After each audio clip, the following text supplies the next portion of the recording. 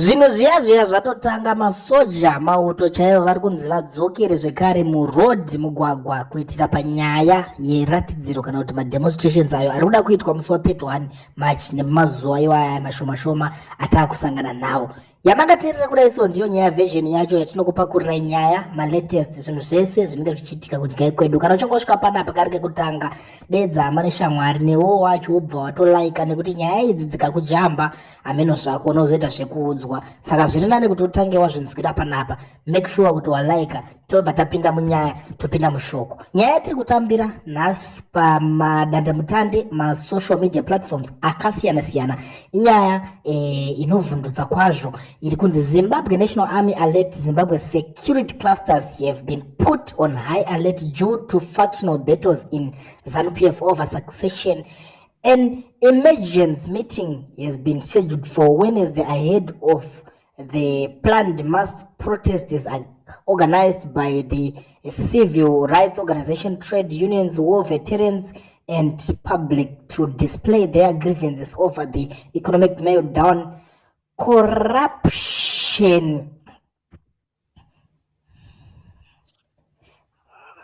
and political crisis. All military personnel has been called back from leave to back up manpower. Mnangagwa and Chiwenga are in a brutal fight over succession deal meted in 2017, which Mnangagwa seems to be backtracking, opting for another successor in place of Chiwenga. Probability of a military coup is 90% as ED lost all trust from the security clusters. Mnangagwa, who went on assassination spree, wanted to isolate Reverend Army General Chiwenga before he was stopped by the MID. Unemployment is high, youths have no jobs, informal traders, cross-borders traders are suffering due to Zimra stringent operations, confiscating of goods, demanding bribes from buses, trucks for duties.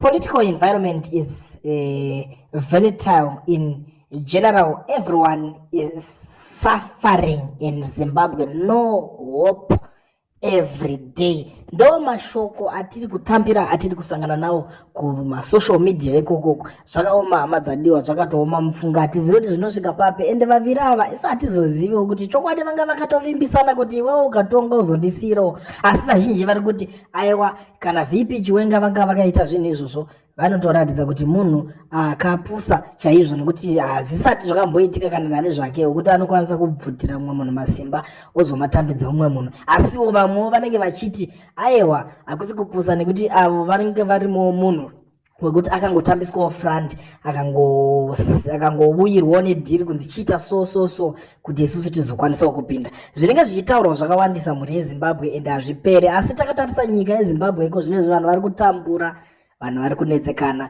corruption iri kuitika, vamwe vari kungobuda vachizvita tumbinga mari vachipfachura, asi vanhu vakawanda vari kunetsekana kutotadza kuziva kuti mabasa chaiwo vomawanepi, voita sei kuti zvinhu zvive beta kwavari, kuti upenyu huve upenyu hunoraramika. Ndo masituations ari kuitika. Saka apa pari kunzi mauto vambodedzwa kuti dzokai mugadzirire kupinda, because vanhu vacho vanogona kungobuda musaga anytime vakaita zvavanenge vachingofunga kuda kungoita ipapapa, vakatanga kuratidzira. Munoziziva kuti muzuro ndizuro kwanga kune imwe nyaya panapa yakanetsa yemavhenda kwaMutare, vakazobuda vanhu vechikadzi vachizvambaradza vanhu vanoshanda kukanzuro. Zvakatoshamisa vanhu vakawanda kuti vanhu vasvika pakutsamwa zvekuzvambaradza vashandi vekukanzuro here masikati machena, nekuti vanhu vacho vanodherera vakajaidzwa vakajaira, vanofunga kuti vanhu vemuZimbabwe vakapusa. Saka hasha idzodzo dziri kuonekwa dziri kuita kunge matches wekuspaka hasha dzine vanhu vakawanda. Tiri kuona vanhu vakasiyana-siyana, ana nyoka yemabhunu vari kungobudikira vachitotaura kuti zvoni handei tinoratidzira, handei tinoita demonstration iyoyo, ende vanhu vakawanda vari kuratidza kusapota kana kuti kuwirirana nezvinhu izvozvo zviri kuitika. Ende chimwe chinhu zvekare chiripo ndechekuti mumwe nemumwe angofunga kuita nhembe yake, vanhu vari kumhanya vachiti handei tinosapotana. Zvakatotanga kare pagore rapera kwanga kune vamwe vainzi ana Jeff Judah vaitotaurawo yavo vachiti handei tinoratidzira kunyangwe zvazvo zvisina kuzobudirira asi vanhu veZimbabwe vakanga vachipindirana nezvinhu zvakaita seizvozvo. Iko zvino manje chave kuitika ndechekuti vamwewo havasi kutemba nyaya iyoyo kuti ingange iri yechokwadi nekuti vanhu vaneta nazvo zvekuti vanoti handei tinoratidzira asi zvisingazobudirire nekuti vamwe vari kuti masiyai vamwe vacho vanhu vanenge vachishandiswa kuti vaone kuti vanhu veZimbabwe vari kumbofungawo zvipi, vanhu veZimbabwe vari kudawo kuita zvipi. Ndoimwe yenyaya inenge iri kutaurika pazvinhu zvese izvozvo zviri kuitika. Ndosaka iko zvinotazosvika pakunzwa kuti mauto apinda kuti paoneke kuti poitika sei, vakwanise kuita security kana kuti yekupindira panyaya yezvinhu zvinenge zvichiitika. Asi nyaya iyoyo inyaya isingagamuchirike nekuti vanhu havadi kuzvinzwa izvozvo zvokuti masoja anoshandiswa kuda kunzi vazoenda kunomisa vanhu vanenge vachida kuratidzira. Ndo mamwe matactics atotanga kutenderedzwa zvekare. Nyaya idzodzi hadzinyanyise kutembeka kuti kunzwa kuti vanzi varuda kuendeswa nekuti vamwe vari kutotanga kutaura kuti takamirira kunzwa mukuru wemauto iye vaValerio vachitaura izvozvo mashoko aya vega kuti zvone tiri kuisa mauto mumugwagwa kuti vange vachiningira nekuti basa remauto nderekugadzirisa nyaya dzinenge dzazonetsa kana kuti kuchengetedza runyararo munyika. Asi izvi zvekuratidzira hazvingambonzi zvinokanganisa runyararo nekuti marights evanhu zvinhu zvakanyorwa muconstitution yenyika yeZimbabwe. Ndo zvimwe zvezvinhu zvinenge zviripo, zvimwe zvezvinhu zvinenge zvichitaurikawo ipo pano. Asiwo vamwe vari kutaura kuti mamwe mademonstration ave kungobuda ave ekupiringisha yemusi wa31 nekuti vanhu vakamirira kuti tinoda kunzwa yemusi wa31 kuti chingava chii chaicho chiri kuda kunyatsoitika ipapo pamusi wa31. Saka vava kungopfekera tumwe tumademonstration kuti vanzi vazokwanisa kuita counter yekuzouya vachichoredzera vanhu so that vanobva vapinza fear muvanhu sezvavakajaira nekuti munoziva vanhu vacho havatonge nezvinhu zvinozivikanwa kana kuti zvinhu zviri reasonable zvakajairwa nevamwe asi vanotonga zvine kakudzvanyirira vamwe mukati kekuti vakabuda vachirova vanhu vachichoredzera vanhu vanobva vatanga kutya votanga kuvhunduka kuti kana zvichinge zvakadai so kana vanhu vachizorohwa maroverwo iwaya vanenge vave kutyirawo kuti pamwe upenyu hwavo hungangobatanidzirwa pane zvinhu izvozvo zvinenge zvichiitika. So zvinenge zvichingoitika munyika yeZimbabwe hamadzadiwa zvakawanda kunyanyanyanya panyaya dzekuratidzira nyaya dzemademonstrations idzodzidzi dzinotombotipisawo hasha zvakanyanyisa nekuti vanhu vakawanda vabatikana, vanhu varwadziwa, vanhu vatsamwa. Asi iko zvino tiri kungoona kungoti rangova bango rakaora kare. Vanhu vakanzwa zvemademonstration vari kungotera kuri kungoenda nemhepo.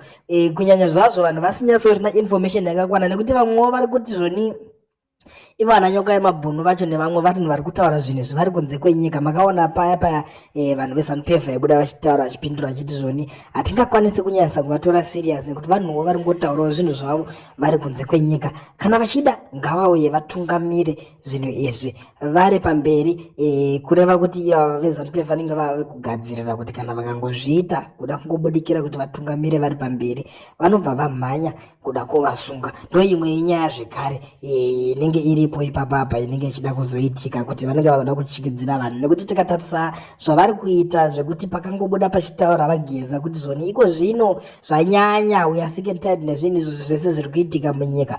Vageza pavakangonzi vave kutsvagwa vachipomerwa mhosva dzakasiyana vakaonekwa kuti vatadza kusungika asiwo vanenge vachitaura kuti zvoni havasi kuonekwa kwavari. Asi pavakangotadza kusungika vakabva vamhanya vakatoenda kunosunga avo veAttenso TV vaBlessed Muhlanga avo vakanga vapa platform kuna Blessed Geza kuti vange vachikwanisa kubuditsa mashoko aya vachitaura nenyika. Nanhasi vaMuhlanga vachingorimo mukati. Saka iko zvinezvi nyaya dzacho ndo maitikira adziri kuita ende zviri kunetsa asi mamadzadiwa regedzai timirire timbonzwa kuti chii chiri kuitika. Nhasi ndo nyaya iri kubuda iri kutenderedzwa pari kunzi zvoni mauto vavhurirwa vagadzirira kuvhurirwa kuti vazoenda kunorakasha vanhu. Hatizive pamwe mashoko ekuchikidzira vanhu nekuti vanhu vacho vemuZimbabwe panguva yatave ino handifungidzire kuti pani kana ani zvake achatya nekuti chinhu zvaitotyisa kare vanhu vakatosangana nazvo. Saka iko zvino regai timboona kuti chii chaitika